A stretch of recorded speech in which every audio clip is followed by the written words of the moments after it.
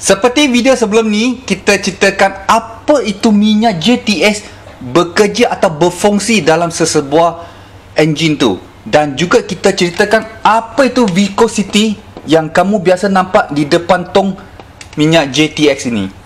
So, kepada sesiapa yang belum tengok video itu, search video itu dan sama-sama kita menambah ilmu, dan pasti ilmu itu akan mendatangkan manfaat kepada anda semua, ya. Dan sebelum itu, sharekan video ini. Hari ini kita nak berkongsi satu topik tentang bila atau tepat masanya kita perlu tukar minyak enjin. Kalau kita habis petrol, kita tahu kerana dalam indikator atau meter dia akan tunjuk petrol itu penuh. Apabila kita pakai, dia akan habis. Dan kita tahu cukup masa untuk kita isi minyak petrol. Tapi engine oil atau minyak enjin, macam mana? Macam mana kita nak tahu atau bila patut kita tukar minyak enjin itu? Biasanya kita dengar macam-macam nasihat bila kita perlu tukar minyak enjin. Macam-macam, dari mekanik lain ke mekanik lain atau individu dia akan bagi tahu bila kita perlu tukar minyak enjin. Jadi apa pendapat anda? Adakah kamu akan tukar minyak enjin 6 bulan sekali? Atau setahun sekali? Atau mungkin 5 hingga 8,000 km sekali? Sampai ada yang mekanik akan bagi tahu boleh saja pakai 10 hingga 15,000 km tukar sekali. Nak ikut arahan dari mekanik atau tukar saja sesuka hati? Kalau rasa nak tukar, tukar saja. Kalau kita tukar minyak enjin lebih awal, ini akan menyebabkan rugi wang ringgit dan akan menyebabkan pencemaran alam sekitar. Dan kalau kita tukar minyak enjin tu lebih lambat, mungkin juga kalau kita risau, mungkin dia akan merosakkan enjin kita. Betul tak? Atau mungkin ada setengah orang cakap, saya tak pastilah kalau itu stiker di atas cermin tu tulis macam tu, bila tukar saya ikut ajalah. Atau kita ikut owner manual. Jadi, mana satu yang betul? Mana satu yang salah? Mari sama-sama kita belajar dulu. Sebelum kamu membuat keputusan bila nak tukar minyak enjin, kamu harus tahu apakah minyak enjin ini bekerja di dalam enjin anda. Dan viscosity-nya, apa yang menyebabkan viscosity itu merubah, dan dia akan juga mungkin juga akan menyebabkan kerosakan atau mengurangkan performance untuk enjin anda. Jadi, hari ini kita nak belajar atau memahami bilakah patut kita tukar minyak enjin. Anda kena faham, apabila tuang satu botol minyak enjin ni ke dalam enjin anda, apa kegunaannya? Minyak enjin ni adalah untuk melicingkan semua komponen-komponen yang bergerak dalam enjin. Okey? Dan apabila penggerakan tu dijalankan, banyak geseran telah berlaku dan banyak sisa-sisa halus yang kita tak boleh nampak dengan mata kasar kita, dia akan kumpul dan melalui oil filter dia akan bersihkan. Itu yang kita katakan minyak enjin ni bersihkan enjin anda. Dan bukan itu saja, minyak JTX ini juga dia akan bagi kurangkan haba dalam enjin tu. Dia akan kurangkan haba dan boleh katakan menyejukkan atau sejukkan enjin itu. Apabila dia bersihkan enjin, bagi pelicinan yang cukup dan menyejukkan enjin di sebab-sebab semua itu, ini akan menyebabkan kereta anda jimat minyak.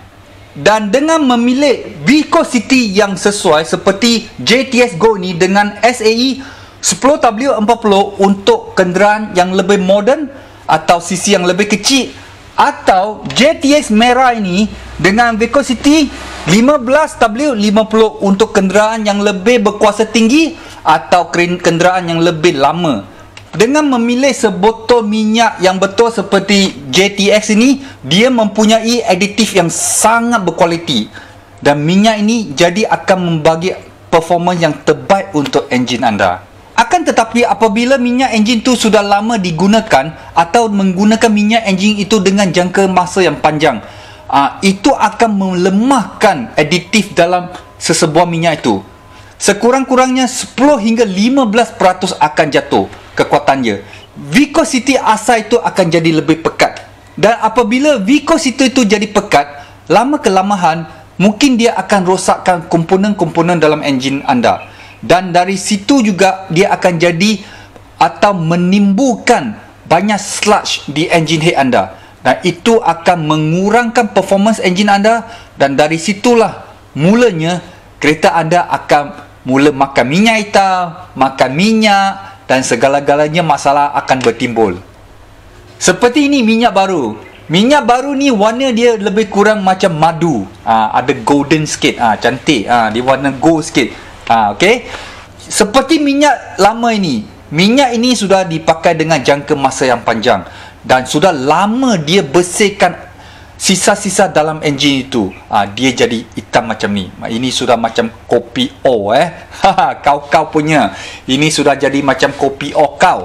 Okey. Dan dia punya kepekatan dia sangat-sangat pekat dah. Pasal dah banyak sisa-sisa atau debris-debris halus yang kita yang tak boleh nampak dah kumpul dalam minyak tu. Jadi dia jadi warna gelap.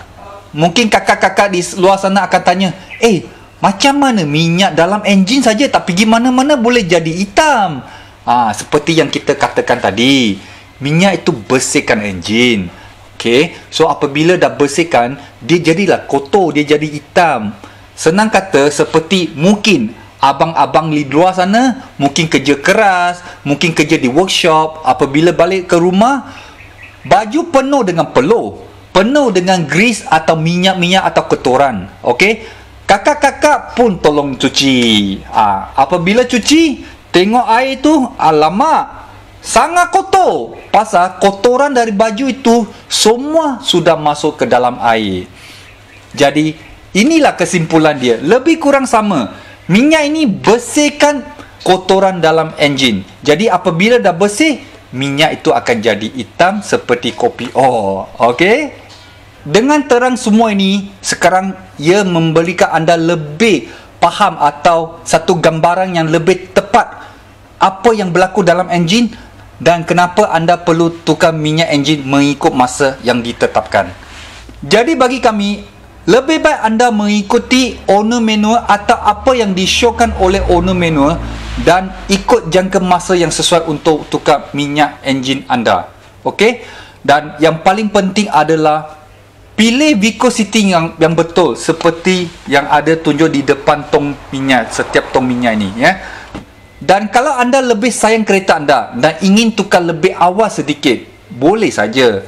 Jangan tukar terlampau awal sangat. Tukar lebih kurang ikut jangka masa 80% saja. Jangan ikut sampai 100%. Misalnya dia minta 10,000 km untuk tukar. Kamu tukarlah 8,000 dah tukar, kan? Jadi itu akan lebih tidak membazirkan dan tidak begitu mempercemarkan alam sekitar kita. Yang penting, jangan acak-acak lebih pandai daripada engineer-engineer dari kilang kereta ini. Engineer-engineer dari kilang kereta ini, mereka dah ambil bertahun-tahun untuk mengkaji, untuk mendapatkan data yang betul untuk mencipta sesebuah enjin. Dan mereka akan menyesuaikan jangka masa yang sesuai untuk tukar minyak enjin. Jadi kita ikut saja. Itu adalah antara yang terbaik, ya. Kalau kamu acak-acak lebih faham atau lebih pandai daripada kilang engineer atau orang Jepun yang mencipta enjin ni, pandai-pandailah anda. Dia mungkin akan datangkan disaster kepada enjin anda, ya. Kami berharap video hari ini datangkan manfaat dan menambah ilmu kepada anda yang akan membawa anda lebih memahami apakah minyak enjin ni bekerja di dalam enjin anda dan bila ke masa patut kamu tukar minyak enjin ini. Okey, seperti yang kita katakan, setiap minyak enjin yang baik, yang terbagus, dia punya aditif akan kurang kuat, sekurang-kurangnya 10 hingga 15% apabila minyak itu digunakan untuk jangka masa yang panjang. Jadi itulah sebab kena tukar, kan? So, macam mana dengan video hari ini? Jangan lupa sharekan video ini. Ada apa-apa soalan? Komen di bawah dan kita cuba jawab. Alright? Kita jumpa di next video. Salam sejahtera. Kini anda boleh dapatkan merchandise original dari Kazuto Garage seperti t-shirt, stiker dan pelbagai lagi. Merchandise original Kazuto Garage kini boleh didapati di Shopee Store Kazuto Garage. Jangan lupa masuk ke Shopee Store Kazuto Garage di Shopee dan kita jumpa di sana dan anda boleh dapati segala-gala merchandise original dari Kazuto Garage. Jangan lupa support channel ini dengan membeli barang original dari kami, dan kami terus akan membuat konten-konten yang menarik untuk anda semua. Terima kasih.